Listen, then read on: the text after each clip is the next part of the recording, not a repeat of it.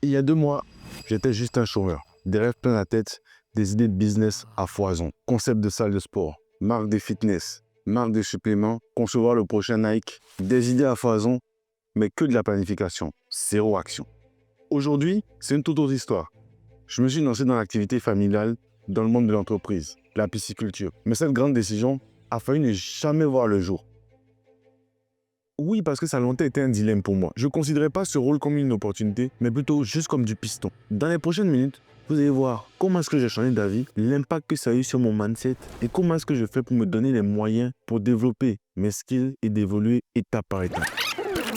Pendant 2 ans, j'étais prisonnier de la même routine. Réveil, café, podcast, prise de notes. J'avais un écosystème de rêve et complet. Des heures à regarder des vidéos YouTube pour décortiquer les stratégies business, des tableaux Excel avec certaines projections et des business plans à n'en plus finir. Cette routine parfaite cachait en réalité une peur bleue que j'avais du mal à accepter.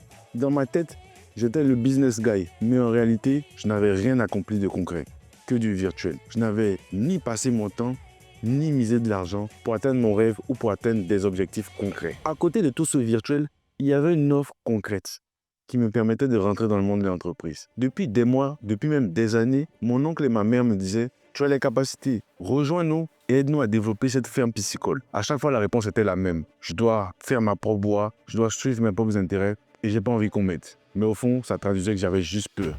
Mais comme vous vous en doutez, tôt ou tard, on est obligé d'affronter ces peurs. Et pour moi, ça a été plus tôt que prévu. Après des mois de recherche, je tombe sur une offre qui me convient parfaitement. Brand manager, bonne boîte, bon salaire et mission qui me permettent d'acquérir les compétences dont j'ai besoin. Qu'est-ce que je fais?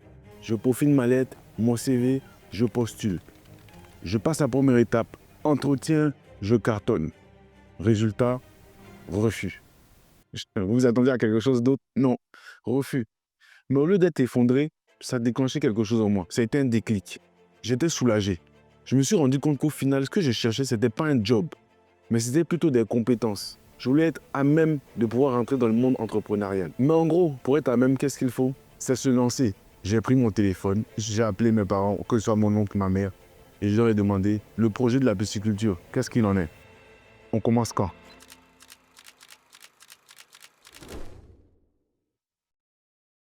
Bien entendu, si je vous tourne cette vidéo, c'est qu'on a débuté. Et les premiers mois, c'est l'étape cruciale. Pour ça, il faut éviter certaines erreurs, dont la plus grande, vouloir faire ses preuves, vouloir faire le connaisseur à tout prix. Profil bas, je suis là pour apprendre et c'était ma principale mission. Je me suis mué en véritable détective. J'ai décortiqué des années de comptabilité. Chaque dépense, chaque entrée, tout est passé au peigne fin. Cette analyse m'a révélé les anomalies bloquantes. Pour aller plus loin, je n'ai cessé de passer du temps sur ma ferme, de côtoyer au quotidien les professionnels du métier, avoir des conversations avec les fournisseurs et aller à la rencontre des éleveurs aguerris. Cette investigation m'a dévoilé 3 fléaux bien distincts. L'imprévisibilité au niveau du stock des aliments. Ensuite, les énormes que représente l'alimentation qui est souvent importée.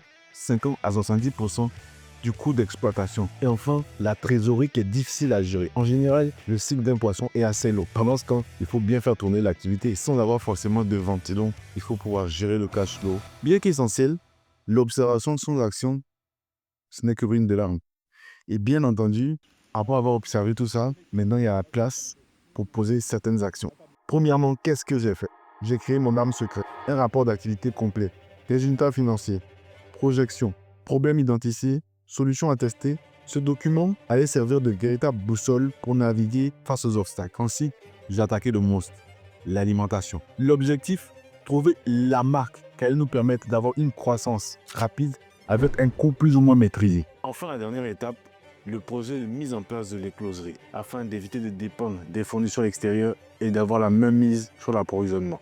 Coût d'investissement, impact sur le besoin en fonds de roulement, projection sur la rentabilité, chaque variable est passée au microscope. Parce que cette décision, soit elle nous propulse et nous fait décoller, soit elle nous fait prendre du retard de plusieurs années. Et c'est à partir de là que j'ai une révélation. Il y a quelques mois, j'étais juste un chômeur, sans perspective réelle et sans savoir où je partais. En quelques mois, cette opportunité que je croyais d'un piston m'a totalement transformé. Fini les plannings interminables qui ne menaient nulle part.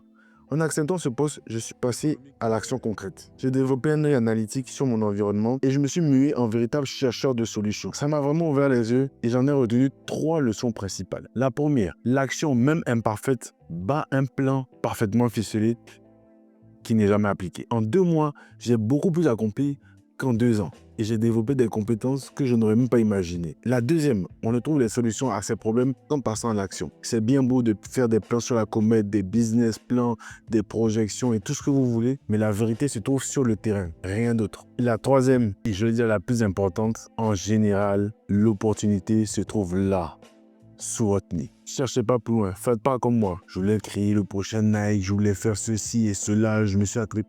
La solution était juste devant moi. Commencer avec le business familial. Et peut-être, si je développe des compétences, là, je pourrais tracer ma propre voie. Là, je pourrais choisir ce que j'ai envie de faire. Mais pour l'instant, là, on est à l'étape de développer ses compétences et de développer son caractère. Si toi aussi, comme moi, tu tournes un peu en rond, tu te demandes quelles sont tes perspectives d'avenir, essaie de regarder juste sous ton nez. Essaie de regarder tout autour de toi. Il y a beaucoup de chances pour que la solution soit juste à côté. Dans ma prochaine vidéo, je compte parler de plusieurs autres sujets, notamment comment est-ce que je fais pour développer les skills qui me permettent d'avancer au quotidien. Mais pour l'instant, retenez bien cette leçon, l'opportunité est toujours à côté. Il vaut mieux la saisir plutôt que de planifier sans jamais rien exécuter. Je fais des rimes, je suis balèze. Je vous laisse avec ça. Prenez soin de vous. Et si vous avez aimé, petit pouce bleu pour me soutenir. On se retrouve pour les prochaines vidéos. Bye.